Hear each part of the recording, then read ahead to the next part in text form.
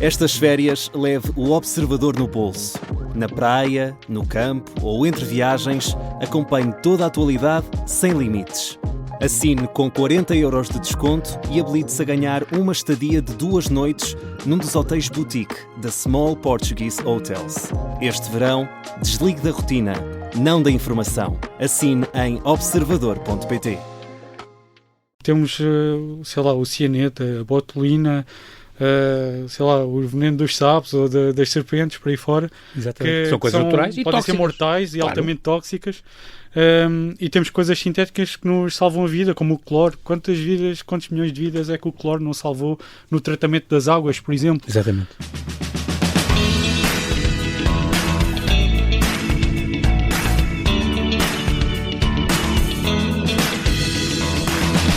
Numa altura em que a população mundial não para de crescer, a disponibilidade de solos é menor e há uma necessidade urgente de produzir alimentos de forma cada vez mais eficiente, segura e consciente. E agora que a agricultura voltou ao centro do debate europeu, vamos combater alguns mitos mais comuns ligados à agricultura e à alimentação. Porque biológico não é sinónimo de sem qualquer químico. Antigamente os alimentos não eram mais seguros. Organismos geneticamente modificados não são necessariamente perigosos. Alimentos biológicos não têm automaticamente mais vitaminas ou minerais. O que é natural pode ser venenoso e o sintético, às vezes, salva vidas. A agricultura ainda é erradamente vista por muitos como pouco inovadora, um setor atrasado, usa água de forma irresponsável e é a principal causa das alterações climáticas. E os pequenos agricultores não são sempre mais sustentáveis. Para desmontar estes e outros mitos, convidei João Cardoso. Ele é diretor executivo da CropLife Portugal, Associação da Indústria e da Ciência para a Proteção das Plantas, que nos vem desmontar alguns mitos que estão comumente ligados à agricultura e à alimentação. Olá, João, e bem-ajas por ter aceitado este meu convite. Bem-vindo à Rádio Observador. Obrigado, João Paulo. Aqui é verdade, João, que um tomate tem mais tecnologia que um iPhone? É verdade. Eu vi esta frase e achei, claro que isto deve incluir tudo o que é investigação genética do melhor tomate e depois das culturas e da rega e tudo.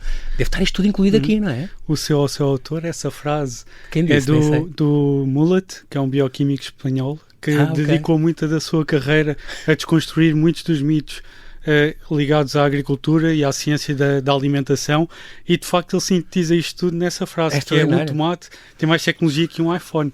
E isso é verdade, se olharmos para todo o caminho que um tomate faz, ou qualquer variedade, tem anos e anos de seleção de variedades, apuramentos, a melhor espécie. Exatamente. Portanto, toda a ciência por trás da agricultura, desde das sondas de umidade, à preparação do solo, toda a agricultura regenerativa e de conservação, depois a proteção das culturas, que tem uma imensidão de ciência por trás, e já lá vamos falar disso. Exatamente, de certeza. Proteção de tudo que é pragas, tudo que é... E depois olhando para a frente do que é a agricultura, portanto, toda a distribuição, cadeia de frio, gestão de dados, portanto, para chegar em boas condições ao consumidor, até chegar ao consumidor, à mão do consumidor, né? Ao prato do consumidor. Com a maior segurança possível, portanto, tudo isto tem a quantidade de São gente e a quantidade de tecnologia que está por trás disto. É extraordinário. Tenho de perguntar isto, João, eu sei, pronto, tu és engenheiro de ambiente, és mestre em engenharia sanitária, tiraste eu adoro isto, um mini MBA em finanças empresariais e fiscalidade aplicada,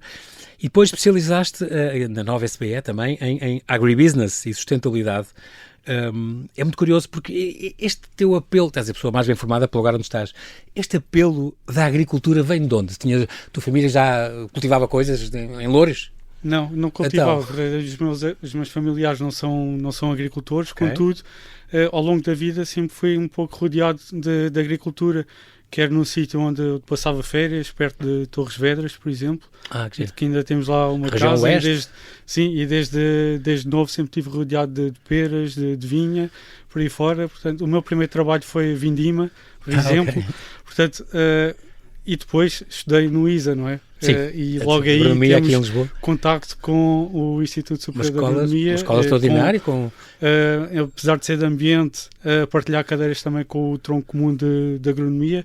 Portanto, logo aí essa troca de experiências, quer com colegas, quer com professores, com colegas mais velhos também, vai-se absorvendo aquilo um pouco o que é a agricultura. Por outro lado, as disciplinas de ambiente permitem tocar em muitas das áreas da sociedade, e a agricultura é uma delas, e tendo tirado a licenciatura no ISA, obviamente que o contacto é muito direto, e isso acabou por me preparar um pouco, não para ser agrónomo, mas para conseguir dialogar de alguma forma com a agricultura. Com este setor. Uma escola extraordinária, tem 1 hectare de vinha, por exemplo, as pessoas não têm noção, em plena Lisboa, da riqueza que é aquele campus, não é? Precisamente, são cerca de 100 hectares, se não estou em erro, onde existe vinha, pomares, um olival até. Um olival, não sabia. Onde se faz cultivo de cereais e também outras hortícolas e outras experimentações que aqui existem, portanto vão rodando conforme o interesse das cadeiras e de facto dentro do próprio campus, que são 100 hectares, é um pulmão agrícola dentro da área de Lisboa, sim, da capital. É extraordinário. E é excelente para as pessoas terem o contacto com a agricultura. Sem falar de pavilhões de exposições e o observatório, o meu quarto avô era o fundador. Okay. Vamos a isso. No teu percurso profissional, houve uma tua passagem tua pela Duncake, e eu acho muita graça porque uma coisa que tu tinhas era a avaliação de risco e segurança para a saúde e a avaliação de atmosferas explosivas. Isto é o quê? São as atmosferas ATEX, que é a sigla, que são atmosferas explosivas. Isso tem a ver com a parte mais de segurança de saúde e higiene no trabalho. Portanto, que para avaliar, no fundo, o risco de explosão perto de poeiras ou de eletricidade. Mas dentro de uma fábrica? Neste caso associado às farinhas, porque as farinhas podem ser explosivas. Ter um potencial explosivo. Não sabia. É verdade. Incrível. Por isso temos de ter muito cuidado com a eletricidade estática e esse tipo de coisa. Ok, boa. Pronto, foste também investigador na FCT, no campus da Nova, na outra banda, na Margem Sul, e depois lideraste então, desde há uma década, fez agora uma década, então os projetos na ANIPLA. A ANIPLA que é a antecessora da CropLife, certo? Precisamente. Pronto, em projetos como a Smart Farm, isto aqui, a Smart Farm, o Cultivar a Segurança, o TOPS Water Protection, isto são tudo programas para ensinar as pessoas a lidar com proteção do meio aquático, por exemplo, para a prevenção da contaminação. Cultivar a Segurança era a proteção do aplicador ou utilizador destes produtos fitofarmacêuticos e tal. Smart Farm era o quê? As pessoas tinham jovens agricultores que iam aprender boas práticas, por exemplo. Tem a ver com isto? Importa saber o contexto, porque nós, então, a NIPLA e agora a CropLife Portugal, representamos as empresas que produzem, desenvolvem e investigam produtos de proteção de plantas, desde os vulgo pesticidas, portanto, produtos fitofarmacêuticos, nome técnico, biotecnologia, agricultura digital de precisão e biopesticidas, portanto, toda uma cadeia de proteção de culturas e esta é uma indústria que tem uma tradição já muito antiga de formar os agricultores no bom uso e nas boas práticas destes produtos, porque não nos podemos esquecer que a segurança do aplicador e também do consumidor vem em primeiro lugar, isso é inegociável, e projetos como a Smart Farm e o Cultivar a Segurança têm precisamente esse enquadramento, que é ensinar os operadores que mexem e que lidam com os agricultores que lidam com os produtos fitofarmacêuticos a saber como fazer um armazenamento correto, como encher um pulverizador sem colocar em risco a sua saúde, como fazer uma pulverização correta, como a quantidade, o tempo, o sazonal, exatamente. Muito importante, como trabalhar também com a ecologia, como preservá-la por um lado, colocar a natureza a trabalhar a seu favor para proteger as culturas e como utilizar os produtos fitofarmacêuticos de modo a não atingir e danificar a biodiversidade. Portanto, muitas vezes há um dos mitos que é a agricultura intensiva é inimiga da biodiversidade. Isso é totalmente errado. As duas podem andar de mãos juntas. Aliás, podem e devem, porque a biodiversidade é um aliado extremamente importante do agricultor e não é por ele fazer uma agricultura chamada mais intensiva que tem que descurar a biodiversidade. Bem pelo contrário, ele deve aproveitá-la para o seu proveito e também para potenciar a biodiversidade dentro da sua própria exploração. Eu estou-me a lembrar, por exemplo, da floresta de Montado, por exemplo, que é das coisas que dizem mesmo, isto é única no mundo. Exatamente. E depois tem porcos e tem pessoas e tem aldeias, tudo isso faz parte daquele Montado e tudo isso se ajudam uns aos outros e para o fogo e não permite isto e aquilo que outro. Tem muitas vantagens por ser um ecossistema com animal, fauna, vegetal, o que tu quiseres e até pessoas a morarem aqui e lá. Precisamente, aqui a integração da biodiversidade. E não ser só sobreiros até a perder de vista. Claro. Por exemplo, no olival intensivo, não faz sentido nenhum ter o solo descoberto nas entrelinhas. Entrelinhas, para quem não está familiarizado com os termos agrícolas, os intervalos entre as árvores. Okay. Se virmos, a maioria deles está completamente coberto com vegetação. E isso é muito benéfico, porque para já não há tanta evaporação, não se perde tanta água. Okay. A água aguenta-se no solo até mais tarde no ciclo, e num país mediterrâneo como o nosso, isso é fundamental. Depois, grande parte da biodiversidade está no solo. Há aquele chavão que numa colher de solo há mais de 1 milhão de micro-organismos. Quer dizer, não sei se é assim ou não tenho conhecimento para tal, mas de facto a biodiversidade do solo é fundamental, e temos um solo coberto com umidade, com matéria orgânica, é fundamental. Claro, ora, estamos a falar de um olival e estamos a falar de biodiversidade. Para o comum dos mortais isto aqui não liga, mas de facto é o que se passa. Isso é muito importante, é muito curioso. Quem é que faz as compras em tua casa, João? És tu? Sou eu. E és tu que vais... Da porta da cozinha para dentro sou eu que mando. Inclusive entrada e saída de alimentos. Porque tu cozinhas, é também um dos teus hobbies. Eu perguntei que coisas que gostas de fazer, além do desporto, está bem, corrida hoje em dia, já está taekwondo, futsal, não sei o quê, e estavas na faculdade ainda. Mas eu fiquei curioso, quem é que faz essas compras? És todo o género de ver os rótulos e não sei o quê. Eu já conheço tudo o que está no mercado. Tudo. Lês tudo à exaustão para dar o melhor lá para a mulher e para os filhos? Tudo à exaustão não, mas faço uma boa gestão, porque também não há aquela necessidade de ler tudo à exaustão. Eu gosto de saber a origem dos alimentos, gosto de saber, obviamente, se tem mais ou menos gordura, por aí fora, mas para mim o mais importante é confiar nos alimentos que estou a comprar. Exatamente. De facto assim é, porque eu não compro alimentos em todos os sítios. Eu gosto muito de comprar alimentos em sítios específicos, porque eu sei que eles são controlados, nomeadamente supermercados, por aí fora. E vais a de uma marca comprar umas coisas e outra coisa compras noutra, porque sabes que são melhores noutra? Isso acontece? Não faço isso. Eu só faço isso Depende por gosto marca, pessoal, não por confiar na origem, por causa da insígnia, porque no geral a nossa cadeia agroalimentar, quer em Portugal, quer na Europa, é extremamente controlada. Sim. Basta ver, sim, mesmo relativamente à questão dos produtos fitofarmacêuticos, basta olharmos para os dados das autoridades europeias e nacionais para vermos que um indicador como o resíduo de pesticidas nos alimentos está sempre altamente controlado.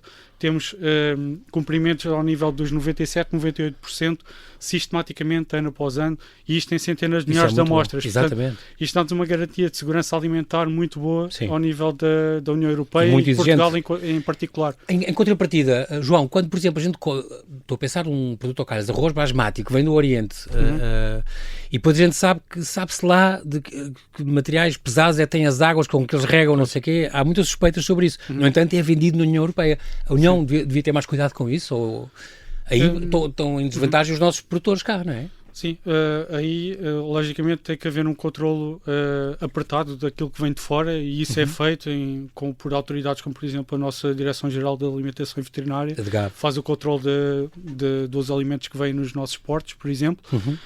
Agora, isto tem a ver um pouco também com as escolhas dos consumidores.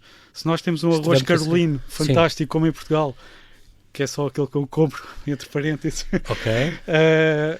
O próprio continente já tem algumas marcas, até já a semente é feita cá. Precisamente o Caravela, a variedade Caravela, que foi feita... E cá o Fortunato, a falar, o Fortunato da Câmara a falar exatamente. Disso. Eu compro carolino, portanto é aquele que eu mais gosto de cozinhar, é aquele que eu mais... Sim. Mais do que agulhas e coisas assim? Só cozinho carolino, só uso carolino em casa. Mesmo aqueles caris e esse tipo de coisas? Tudo. O carolino é para arroz doce e coisas deste género de coisas.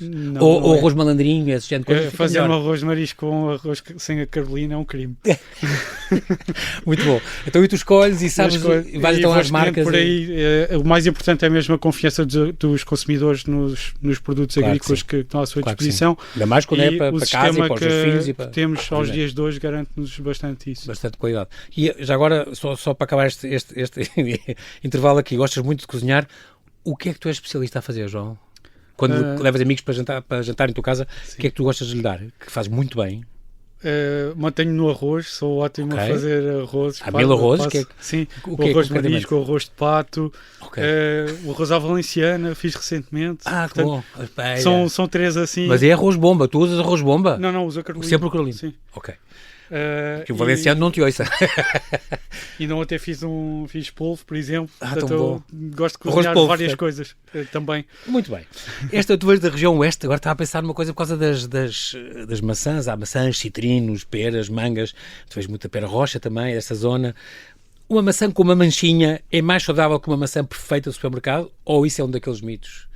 Agora estou a pensar concretamente naquelas camadas de cera, de carnaúba ou de parafina, o que é que às vezes se põe na fruta, e já ouvi dizer muito mal disso, esta fruta parece toda...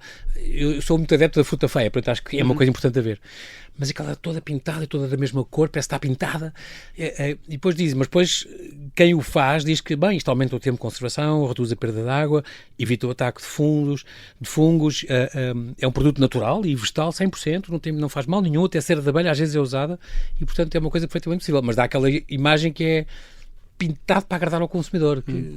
Sim, pintada não é? Sim, mas dá-se uma camada de facto fininha. Os produtos de conservação são perfeitamente estudados e são, obviamente, senão não eram utilizados, aptos para o consumo. E aí entra a questão também do desperdício alimentar. Isto é, a tecnologia aos dias de hoje permite-nos uma shelf life mais alargada, portanto uma vida de prateleira mais alargada, e isso é bastante importante porque cada quilo de peras, de uvas, de cenouras que se perde é uma quantidade de recursos enorme que fica sem ser aproveitada. Falamos de água, de solo, de mão de obra. Portanto, é muito importante. O desperdício alimentar é uma grave e ele problema. pode ser visto de várias formas. Portanto, pode ser aquele alimento que se estraga em casa porque ele não foi consumido, como pode ser aquele alimento que ficou no campo porque uma praga ou uma doença o atacou. No entanto, ele foi produzido, usou-se água para se produzir, usou-se adubo para produzir. Portanto, quanto mais se proteger as plantas, mais combatemos o desperdício alimentar a priori. E depois, a posteriori, portanto, após a colheita, temos de ter todos os cuidados com a cadeia de frio. Por exemplo, a cadeia de frio é uma coisa que aumentou imenso nos últimos anos. Portanto, é mais uma inovação tecnológica que os países europeus têm. Por exemplo, em África não existe uma cadeia de frio capaz, e por isso é que se calhar o continente não é uma força agrícola como poderia ser, por exemplo, na questão das frutas. Só para fazer aqui um paralelismo, porque como a tecnologia nos ajuda a conservar os alimentos. E depois há a questão das tais ceras para proteger os alimentos ao nível da sua longevidade, e isso não faz mal nenhum a ninguém. Estas guerras recentes vieram encarecer muito os alimentos, o preço do cabaz? Isso noto, primeiro de tudo, quando vou às compras, todos os dias. Portanto, basta pensarmos... O mesmo dinheiro compra menos coisas? Antes e depois do Covid, antes e depois do bloqueio do canal de Suez, por exemplo, antes e depois da guerra do Hormuz, antes e depois também da guerra da Ucrânia. Portanto, incrível. Todos estes acontecimentos nos últimos 5 anos têm aumentado imenso a inflação dos alimentos. Há estimativas que apontam para cerca de 40%.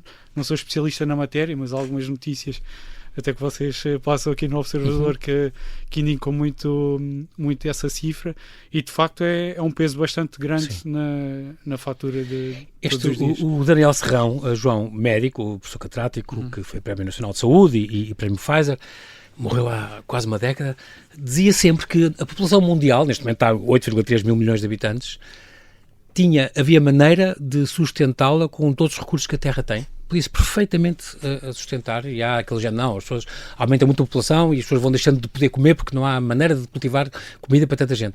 Ele dizia que não, isso é um falso problema, porque haverá sempre e havia sempre esse recurso. O problema estava na distribuição. E, portanto, que muita fruta e culturas, mesmo nos Estados Unidos, são desperdiçados e leite é deitado fora e este género de coisas, por causa de problemas de políticas e de distribuição. Tens essa noção ou não? Nesse campo não consigo ser muito taxativo, não tenho muita informação. Contudo, há aqui e falaste da questão do aumento da população mundial, e isso eu gostava de salientar aqui o papel também, mais uma vez, da tecnologia, da ciência e dos agricultores, porque se calhar há 100 anos atrás um agricultor alimentava 20, 30 pessoas, aos dias de hoje um agricultor já alimenta milhares de pessoas. Isto faz parte de fazer mais com menos, isto é, a área agrícola não estica, também não queremos que estique, porque queremos preservar os ecossistemas naturais, marinhos, por aí fora, portanto, aí estamos de acordo. Agora, com a terra arável que temos, mantê-la nas melhores condições possíveis, melhorá-la se possível, através da agricultura de conservação, por exemplo, e tentar retirar o mais rendimento possível das melhores terras. Isso aí faz com muita ciência, com muita tecnologia, e aqui a indústria de proteção de plantas tem um papel extremamente importante, porque, como disse há pouco, cerca de 40% dos alimentos pode ser perdido para pragas e doenças, e não é mais, porque existem a proteção das culturas. e também todas as técnicas agronómicas que evoluíram imenso, desde a maquinaria e por aí fora. Eu lembro de há uns anos havia estes grandes incentivos para os jovens agricultores. Isto hoje há menos, João, ou continua a haver muito, quem se quiser dedicar à lavoura? Continua a haver incentivos para os jovens agricultores, aliás, ainda há cerca de... Aliás, na Feira Nacional de Agricultura foram anunciados novos apoios aos jovens agricultores. Boa. Portanto, há aqui um foco muito grande, não só a nível nacional, mas ao nível da União Europeia, na tentativa da renovação geracional do campo, que isso é fundamental. Porque a média de idade do agricultor em Portugal é de cerca de 64 anos. É muito. Muito também pela idade dos próprios proprietários agrícolas. E é fundamental trazermos as novas gerações para a agricultura. E aqui a tecnologia pode ter um papel fundamental, porque os jovens, logicamente, gostam de atividades cada vez mais tecnológicas. Sim, e aqui a agricultura... drones, GPS, robôs e inteligência artificial. O agricultor é cada vez mais um gestor. Portanto, tem que gerir as contas de cultura. Portanto, estamos aqui a falar de economia, como tem que gerir toda a tecnologia. Portanto, tratores autónomos, tratamentos fitossanitários cada vez mais apurados, mais dirigidos, mais localizados. Exatamente. Portanto, muito importante. Tudo isso esta pode evolução. ter aqui um apelo às novas tecnologias e às novas gerações. Muito bem, João Cardoso, temos que fazer aqui um brevíssimo intervalo e já voltamos à conversa. Até já.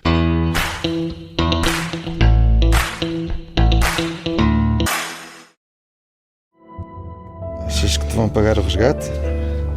Alguma coisa vai acontecer. O Candidato Perfeito é um podcast de ficção para ouvir em 8 episódios.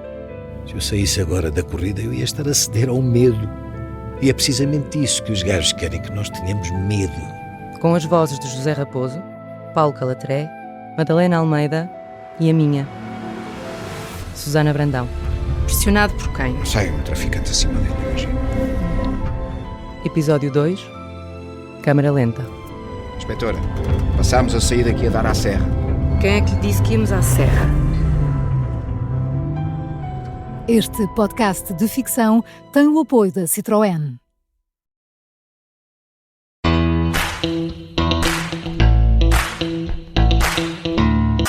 Estamos a conversar com o João Cardoso, ele é diretor executivo da CropLife Portugal, Associação da Indústria da Ciência para a Proteção das Plantas, que vem desmontar alguns mitos que estão comumente ligados à agricultura e à alimentação. Estava aqui a pensar nas plantações, é só uma curiosidade, as plantações mais lucrativas em Portugal, parece que está o tomate à frente de todas, esta indústria, para a indústria, para as exportações, aqui ali no Ribatejo, e depois talvez a vinha, o vinho do Porto, os verdes, os alentejanos, o olival super intensivo, em sebe, nunca tinha ouvido isto, mas há olival em sebe. Isto quer dizer que não são árvores separadas umas das outras. Sim, quer dizer ao longo que as do Alqueva. copas são contínuo. Ok, em sebe. Em questões de lucratividade por hectare, portanto, estamos aqui a falar já de pequenas e médias propriedades, até 5 hectares. Os frutos vermelhos também é assim um grande boom, os mirtilos, as framboesas, as amoras, muita exportação disto, há muita procura disto lá fora. Abacate também é um número muito bom no Algarve e na Costa Vicentina. E depois há, claro, estas culturas de nicho, como as plantas aromáticas e medicinais, alfazemas, as lavanas, os hortelãs, os orégãos, amêndoas e pistácios. Até há pouco tempo, num congresso de frutos secos, não fazia ideia, somos dos maiores produtores de amêndoa da Europa e não sei se do mundo, que é uma coisa extraordinária. São sempre culturas com margens de lucro muito atrativas e adaptadas ao nosso clima, o que é muito, muito bom. Esta CropLife Portugal, a Associação da Indústria da Ciência para a Proteção das Plantas, eu reparei que acrescentaram, ou tem a palavra ciência, o que é muito importante e as pessoas gostam de que esteja lá, porque no fundo, explica que vocês usam a biologia, a química, a biotecnologia, o melhoramento vegetal, as ferramentas digitais, a agricultura de precisão para melhorar isto, este mote, para quem pensa a agricultura do futuro. Isto não abrange só as culturas, mas também, por exemplo, a floresta ou as hortas caseiras, tudo isto pode lucrar com a ação da CropLife? Sim, portanto, os nossos associados desenvolvem soluções de proteção das plantas recorrendo a todas estas áreas da tecnologia. Sim, muitas. Vão desde os utilizadores domésticos, portanto não profissionais, tem uma horta, até às florestas, os campos de golfe, por exemplo, também precisam de proteção de culturas. E são uma economia importante no nosso país. Aí tem a grande crítica que toda a gente faz da água, não é? Exagerada, que é usada. Não sei se isso é verdade, se não. também não sei quais são as dotações de rega da relva. É sempre uma crítica que se faz. Sim, mas aí há muita conversão agora das águas das hectares para utilização nos campos de golfe. Ok. Isso é muito importante porque acaba por ser Águas uma reciclagem da própria água, exatamente, em vez de ser água corrente, digamos assim. Isso é muito, muito importante. Portanto, até, por exemplo, há a deservagem dos caminhos de ferro, que é uma coisa que as pessoas nem sequer ligam à proteção das culturas, mas é muito importante controlar as infestantes nos caminhos de ferro para não haver acidentes, nem incêndios, por aí fora. Portanto, só para dar aqui uns usos menos óbvios. Menos comuns e que as pessoas não têm ideia. Houve este segundo congresso da CropLife, que foi ali em março de 2026, no IAPMEI, e a ideia era precisamente desconstruir preconceitos, foi daí que veio esta ideia para fazer este programa, as consequências práticas, também debater estas consequências da retirada de substâncias ativas essenciais à proteção das culturas e para analisar estas mais recentes políticas europeias, como a visão para a agricultura e alimentação que saiu, este documento. João, se tivesses que fazer um top 3 dos maiores disparates que os portugueses dizem sobre a agricultura, o que é que tu dirias? Isso é uma pergunta difícil. Porque, por exemplo, aquilo dos biológicos, por exemplo, é óbvio. Sim. Temos a questão não só da agricultura, mas eu diria que na sociedade em geral, que associar o natural é bom, o químico é mau. Exatamente. Quer dizer, ignoramos um pouco que tudo é química, a biologia é uma expressão da química. Exatamente. E há aquela velha máxima que é um clássico e já toda a gente ouviu dizer 500 vezes, mas as pessoas acabam por não associar, que é a dose faz o veneno. Exato. Que vem do Paracelso, exato. É antiquíssimo. Vem do século XVI. E continua muito atual. Numa hora beber litros de água mata uma pessoa. E isso acaba o veneno está na dose. Por ser muito, muito atual. Por exemplo, temos, sei lá, o cianeto, a botulina, sei lá, o veneno dos sapos ou das serpentes, por aí fora. Exatamente. Que são coisas naturais e podem ser mortais e altamente tóxicas. E temos coisas sintéticas que nos salvam a vida, como o cloro. Quantos milhões de vidas é que o cloro não salvou no tratamento das águas, por exemplo? Exatamente. E há N exemplos acerca disso. Portanto, tudo tem a ver com a exposição. Portanto, a exposição é que faz o risco, não as propriedades intrínsecas de qualquer substância, seja ela de origem natural, mineral. Exatamente. E é também este mito da ideia errada que biológico quer dizer sem qualquer químico. Isto é mentira, claro. Sim, claro. Obviamente que a agricultura biológica tem o seu referencial, tem os seus padrões, e não estamos aqui para dizer mal ou entrar em guerra com a agricultura biológica, até porque nós também produzimos produtos para ser utilizados em agricultura biológica, claro, como por exemplo biopesticidas ou enxofre ou cobre, por aí fora. Portanto, eles têm produtos de proteção de plantas, produtos fitofarmacêuticos aprovados para utilização em agricultura biológica. Não quer dizer que não os usam aqueles que estão aprovados.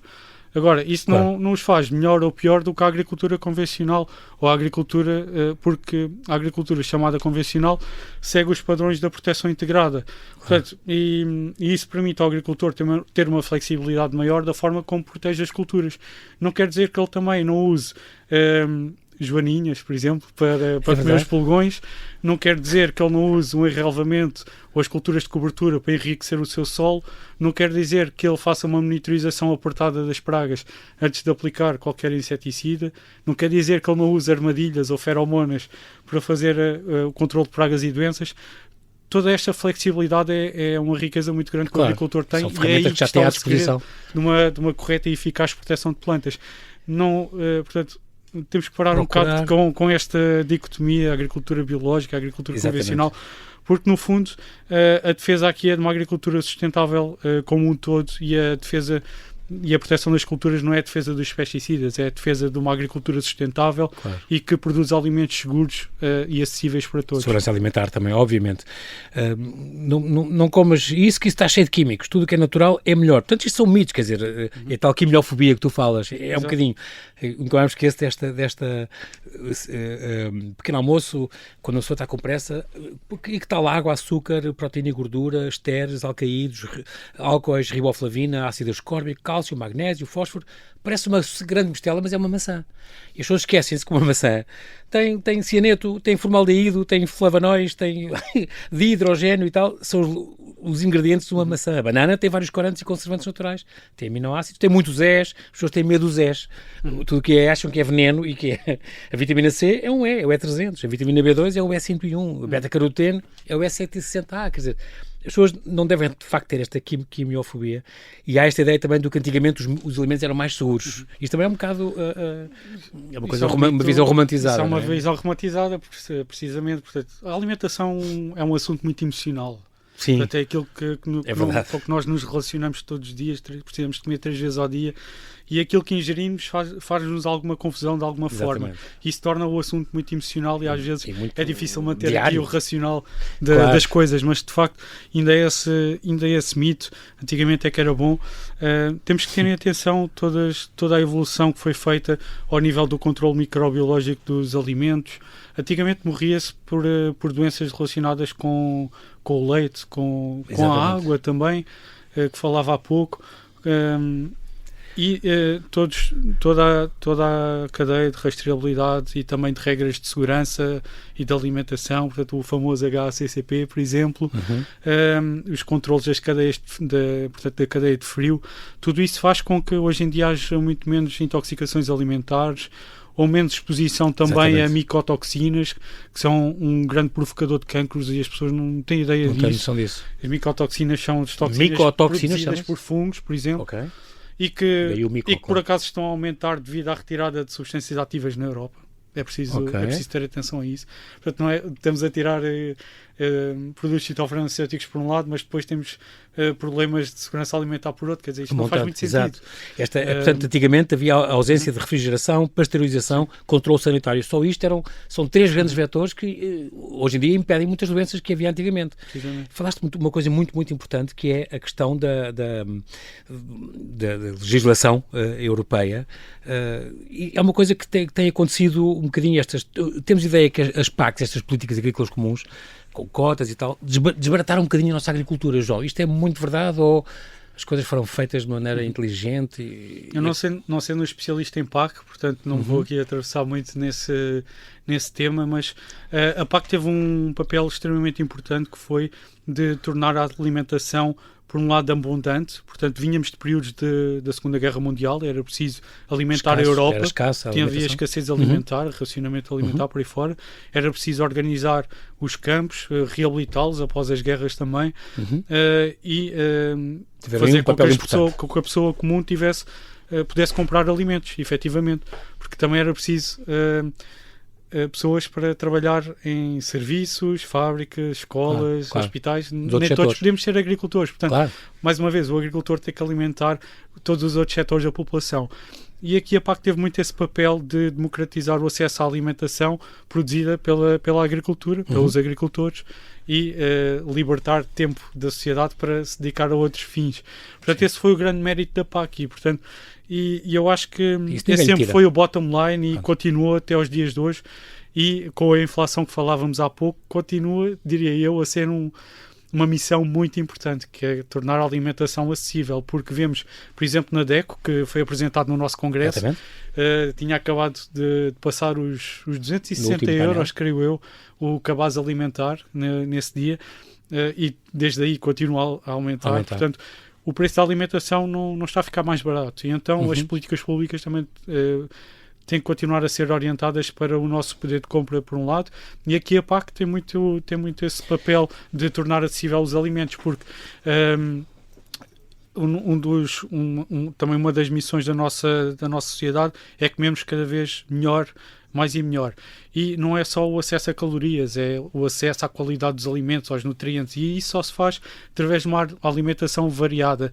E a alimentação variada custa dinheiro, ou vai custando dinheiro, e é preciso os agricultores também produzirem o mais possível variado para nós também conseguimos comprar. Estas decisões europeias sobre a retirada destes produtos fitofarmacêuticos, concretamente estes agentes pesticidas, por exemplo, do mercado, sem dar substitutos ou alternativas, li num documento vosso que já podem custar à agricultura portuguesa até 510 milhões de euros anuais. Isto é uma coisa que põe em causa a viabilidade de pequenas e médias explorações, 11 mil postos de trabalho em causa. Eles retiram alguns pesticidas porque controlam mais, não querem que se use aqueles, mas depois não deram em substitutos e, portanto, há culturas que, portanto, podem ficar sem essa proteção, por exemplo, é o que isso quer dizer? Exatamente, portanto, desde 2009 entrou em vigor o regulamento que regula a entrada no mercado dos produtos de proteção de plantas.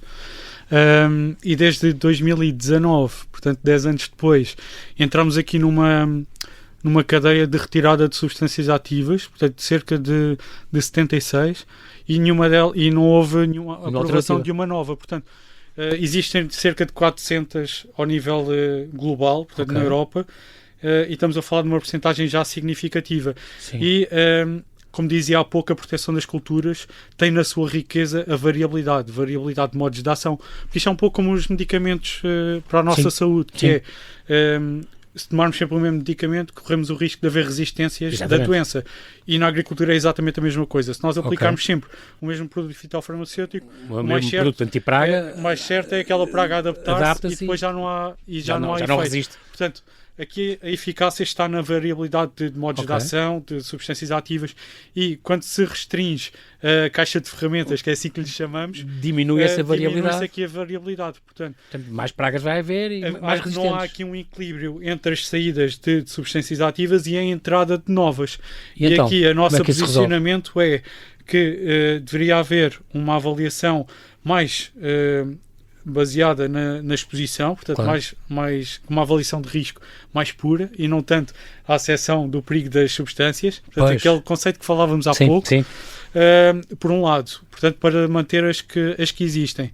Por outro lado, é muito necessário haver aqui a abertura do pipeline das substâncias ativas que estão já vai fazer muitos anos para entrar novas. Portanto, que são cerca de 78, onde há tecnologias muito inovadoras, como por exemplo os péptidos, que são proteínas, ou então o RNA de interferência, como por exemplo a mesma tecnologia que as vacinas do Covid, ou outros vírus que podem combater, por exemplo, bactérias, porque estamos a ter uma pressão cada vez maior de pragas e doenças que vêm de outras geografias, o que é natural com o aumento do comércio, o aumento do Houve também turismo. A globalização dos... Sim, e há aqui muita troca de material biológico, exatamente. E aí vêm mais pragas, mais doenças. Como foi a lagarta das palmeiras, por exemplo, que foi E nós temos um clima fantástico, não é só para os turistas e para os imigrantes, todas as espécies para a biologia também. Cá, exato. Portanto, temos exemplos da Xylella fastidiosa, ou da drosófila, ou do citrus greening, por exemplo, para os citrinos, que não têm uma cura cabal e efetiva, e se calhar nestas novas tecnologias poderia haver alguma solução. Portanto, aqui o problema da retirada das substâncias ativas é que os agricultores, ao ficarem sem soluções, acabam por ter as suas culturas mais em risco de não conseguirem controlar determinada praga ou doença, e isso aí tem um impacto económico claro. Também tem um impacto ecológico, porque lá está, estamos a perder água, estamos a perder solo, estamos a perder oportunidades de cultivo importantes para a nossa alimentação. Portanto, e depois isso é a parte económica e agronómica, mas depois há também a parte social. É que nos esquecemos às vezes que a coesão territorial, o combate aos incêndios, é muito importante, a fixação de população no interior, exatamente. Tudo isto deriva do sucesso económico e ambiental, claro que sim, e cultural da agricultura. Há muitos outros, estou agora aqui a pensar, o nosso tempo está a acabar, estou a pensar nestes organismos geneticamente modificados, que não são necessariamente perigosos para a saúde. O medo resulta de mais, como diz a CropLife, da desinformação do que propriamente evidência científica. O melhoramento genético, há sempre técnicas que são boas e importantes. Muitos destes organismos permitem um menor uso de pesticidas e maior resistência às pragas, adaptam-se às alterações climáticas, isto é muito importante. Há este também engano da agricultura moderna, destruir sempre o solo, e é mentira, tanto pode regenerar como de facto degradar o solo, depende da gestão, tal como a questão também dos pequenos agricultores, que não são sempre mais sustentáveis. Mais uma vez, a gestão é o fator-chave, vocês são os primeiros a defender isso. A questão da agricultura dizer muitas vezes que usa água de forma irresponsável, este é um mito que ignora os avanços tecnológicos, uma vez que há uma grande otimização do consumo, da rega e tudo, é tudo muito, um consumo doméstico que desperdiça muito mais água, como diz a CropLife, com razão.